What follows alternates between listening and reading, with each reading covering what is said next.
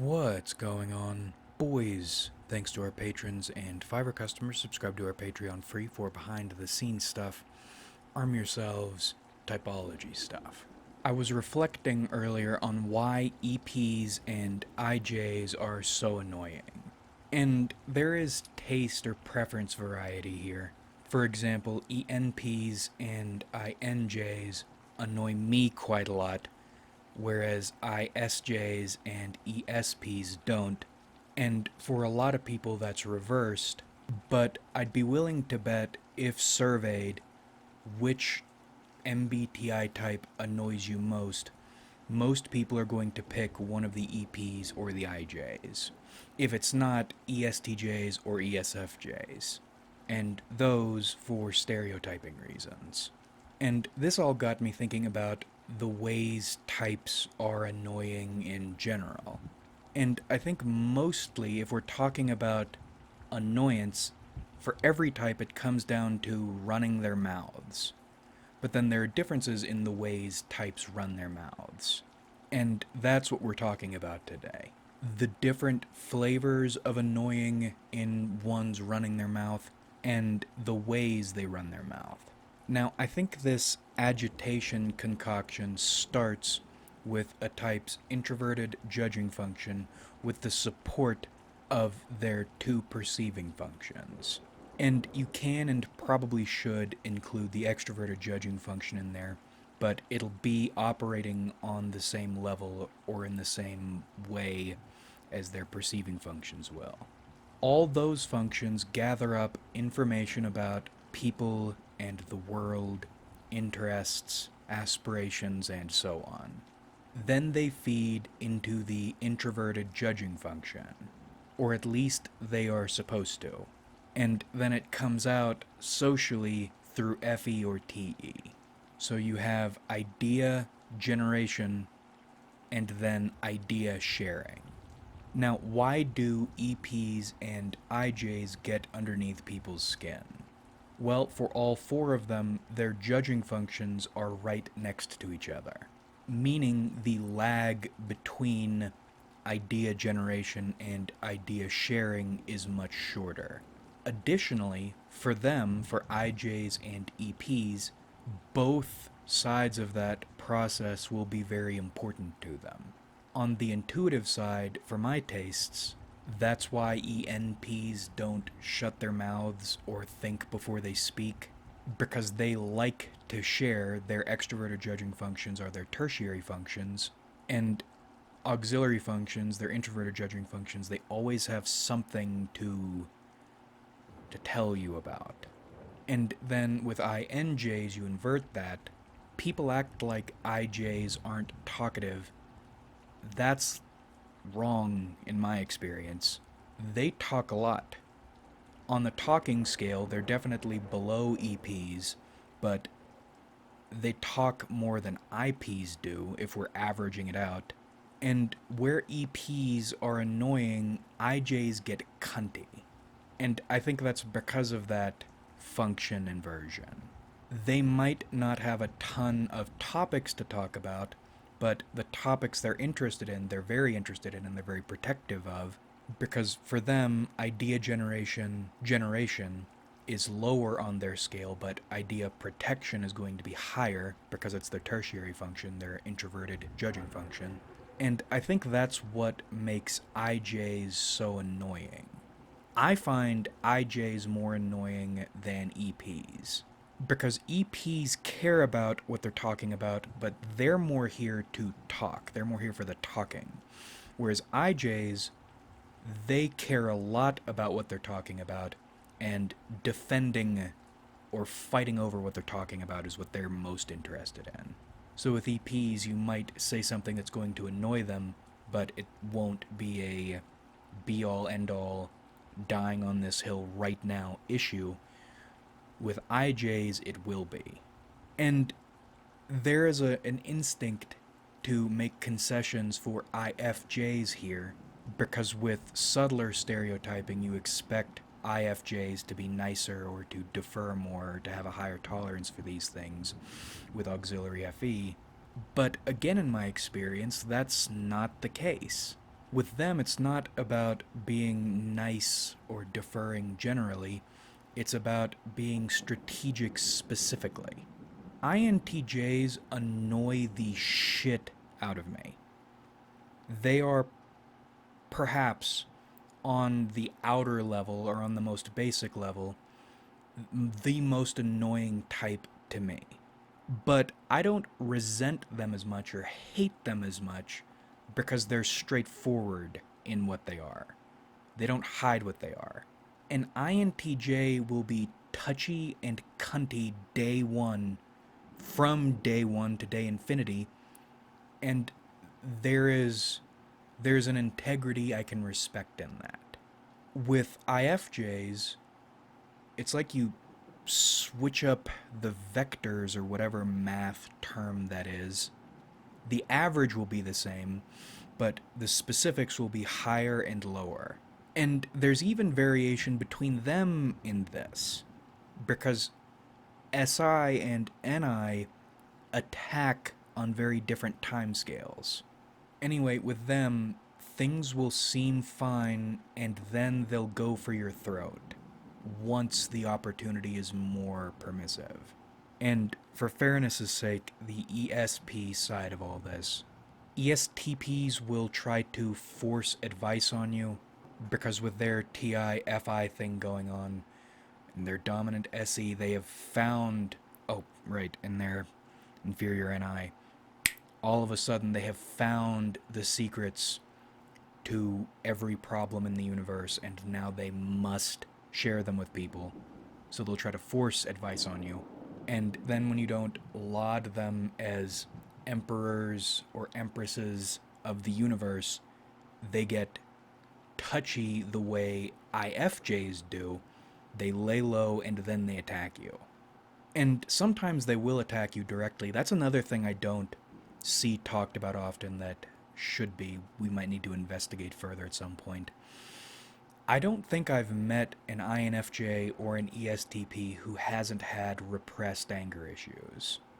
And I don't just mean walking around dealing with anger, I mean those anger levels that flare up and make them do stupid things. I think everybody has anger issues to some degree, but those two types, it's very common in them. And I adore my ENTJs, those are very angry people a lot of the time, but as angry as an ENTJ will get, much of the time they will keep that anger under wraps or keep it under control. They might be very angry, they might express high levels of anger, but they won't go do stupid shit, usually. Or if they've gotten to that point, then it's really fucked up. Whereas ESTPs and INFJs, and you especially wouldn't expect it in INFJs, but it's very common in them for some reason. There's got to be some shadow overlap thing going on there. They'll fuck things up if they get minorly inconvenienced and nobody's looking. And then ESFPs, I've known them just to pick fights for no reason. As in, what people act like ENTPs are, these hyper debaters. An ESFP will randomly get mad about something and then intellectually peshy-whack you. And this is another instance of that shadow overlap thing. Very INTJ-ish when they're in these modes. But I hope you're seeing what I'm talking about here. TI or FI comes up with an idea, FE or TE expresses that idea, and the way they get annoying depends on where those functions are in their stack. EPs are more incessant, IJs are more combative. And we can see the same pattern in IPs and EJs. And I think with them, there is a reason these types are less likely to annoy people. Now, they're both still very annoying, but you don't see them carrying that reputation as terribly. And I think that's because of where their functions are placed. Let's look at EJs. Their extroverted judging function is dominant, and their introverted judging function is inferior. You would expect them to be talking the most, and on average, they do talk quite a lot. But I think you would also expect them to be even touchier than IJs are, and at least when you're dealing with them on a non super close level, they aren't. Why is that? Two reasons. One, their introverted judging function is inferior. So they are actually more touchy in those realms than IJs are, but they're also repressing those realms. Or if not repressing them, then hiding them because they're aware of their weakness on that level. The ideas they generate for themselves won't be super sophisticated, at least in the beginning, in Security 1, won't be entirely original in Security 2, and wouldn't be that difficult to knock down if they went around sharing the depths of their soul all the time. In Security 3, why are IJs so combative? Because their ideas or their identities, their introverted judging functions, are just strong enough and are just important enough to them. They can and they will go around sharing them, but they will need to fight over them.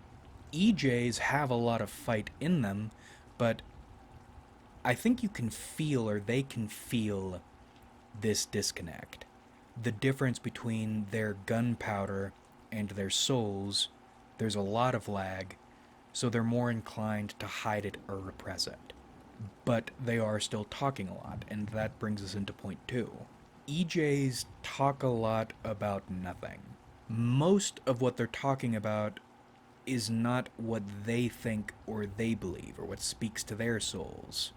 ENJs have this tendency of trying to hide that fact by acting vaguely mysterious while still running their mouths. ESJs hide it by talking about a lot of different shit in short order. But when EJs are doing all this talking, what are they actually saying?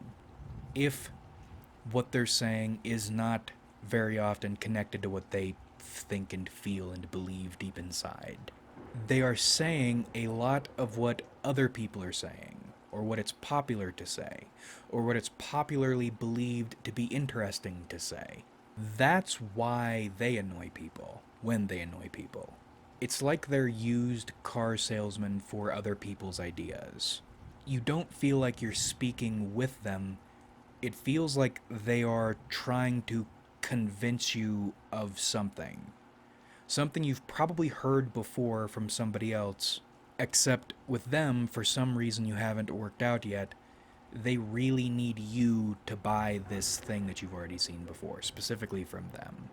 And it seems like when they're losing somebody and they pick up on it, their instinct is not to try to key in to something this person is interested in or something this person wants, but it's to talk more about an even wider variety of things.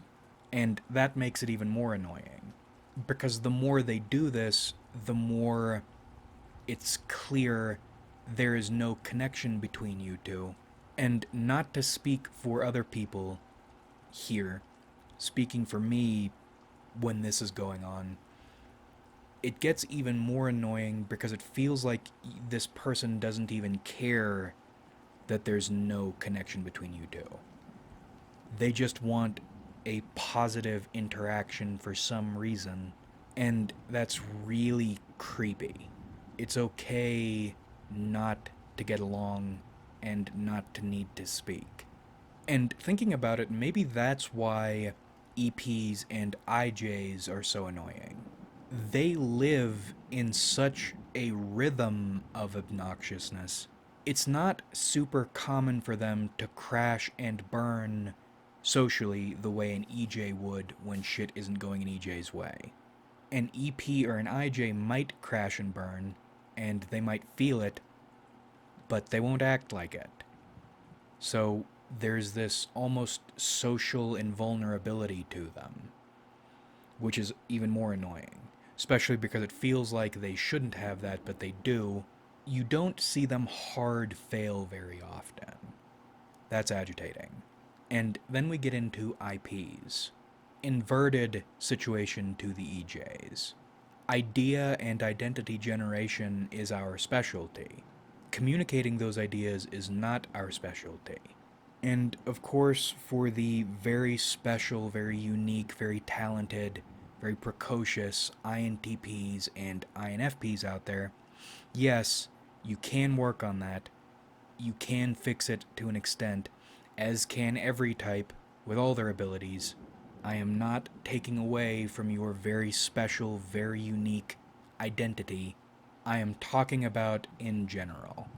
And even for people who are very special, very unique, you don't beat your nature. You can get better at it or find ways to work around it, but you don't stop being who you are. And that leads us into IP spurginess. I hope this is not the situation we'll be dealing with a lot of IP spurginess. Thinking about this, mental models, you have tsunami nut, you have homunculus birth, you have the you have the shared constipation. In all cases, needing to get a lot out and having only a little space, little room to do it. Meaning there are two ways IPs get annoying. Either they are in a state of always trying to force it, meaning they are constantly using the ability they are worst with. And I think that's especially bad on the internet, or one of the reasons the internet is so poisoned. It's all thanks to IPs. They can be annoying the way they would be in real life, except now they're doing it on a massive scale. And frankly, that's what you're listening to right now. Lots of idea generation with minimal effort put into socialization. I hedge against that tendency by ensuring people need to come to me, so if I'm shit spattering them, I can rest somewhat easy knowing they chose to be here. And on that quick little tangent, that does make my tendencies easier to manage. Because in instances I would want to be spurgy, I just make a YouTube video. Worse for the species, but a lot better for my well-being. And then there is the other form, the more antisocial form. These IPs won't say or do anything for extended periods of time. They are building up the fat nut, or they are pregnantifying. I don't know why the idea of some poor woman giving birth to a homunculus, to a gore hulk, is so funny to me, but they are pregnantifying the most tumorous creature, and then probably resentment is building in addition to that, because maybe they were walking around, drooling and using their inferior function poorly all the time, and then they got smacked for it, so then they clammed up. And then, all of a sudden, they could do any number, they could do any number of things. But most likely, all at once, they're going to try to shit all of their ideas out at once, and it's going to be painful for them, it's going to be painful for people around them. The ideas won't be communicated properly, of course. It'll be sudden and shocking for everybody. I mean, either case is really not good. It's just a matter of how you want to deal with the pain or how you want to deal with the obnoxiousness. Do you want someone walking around straining and drooling really hard all the time? Or do you want some terrible event all at once? One for the history books. Okay, quick review before we close out. Introverted judging function with the aid of other functions generates an idea, and then extroverted judging function shares it. This sharing is where types get yappy and obnoxious, if they do. But yes, they do. Where the introverted judging function is in the stack determines the number and intensity of ideas or if it's on the lower side, then the intensity with which they protect their ideas. Though perceivers are very protective of their ideas too. So with them, I think it's just as easy to take offense, but it creates less of a pressure or a fight or flight situation because it's going to take a lot to make them stop believing it. That's the difference. It's easy to take offense if you're a perceiver. It's very hard to stop believing in what you believe in. Or you don't feel what you believe in is really under serious threat because you're right, of course. Whereas with judgers, I think there's this underlying fear they might be wrong, which is what makes them so touchy. It's not just about taking offense, it's also about protecting what you believe in. You believe it's actually under threat. IPs are annoying when they're annoying, either because they are generally unpleasant or because they are very suddenly and violently unpleasant. EPs don't shut their mouths and want to inform you of things all the time. IJs are like biological forms of Russian, Israeli, or Indian bots. They just... It's not that they're talking all the time, it's that when they're talking, they're usually defending something obnoxious in an obnoxious way. EJs are very pushily trying to convince you of things not even they believe. Or maybe they do believe them, but they're trying to convince you of something, the thing they actually care about, using lots and lots and lots of ideas or sentiments they don't care about. It's creepy. Like if you enjoyed, subscribe if you haven't.